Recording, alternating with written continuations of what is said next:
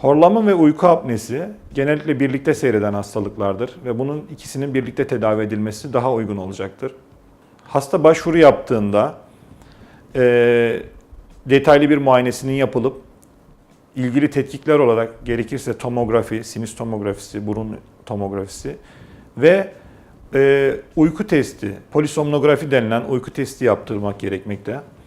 Bu tetkiklere bakarak hasta uygun bir hasta mı, cerrahiden fayda görecek mi, kiloluysa kilo verdiğinde düzelecek mi? Bununla ilgili bir yol haritası oluşturmak lazım. Hastanın yapılan tetkiklerinde hava yolunu kapatan sebep, diyelim ki burunda deviyasyon ya da bademciklerinin büyüklüğü, dil kökünün büyüklüğü. Buna yönelik cerrahi planlayıp hastayı ona göre tedavi etmek lazım. Kilo vermesi gereken hastaları diyetisyene yönlendirmek çok önemli. Bu ameliyatı geçiren hastaların hemen hemen hepsi mutlaka bir fayda görmekte. Bu oran değişmekte hastaya göre. Bazı hasta %100 fayda gördüğünü düşünmekte, bazı hasta %80. Ama mutlaka eskisiyle yenisi arasında olumlu farklar görmekteyiz hastalarımızda.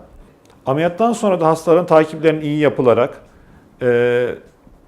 tekrar bu hastalığın, bu rahatsızlığın oluşmasının önüne geçmek çok önemli bir durumdur.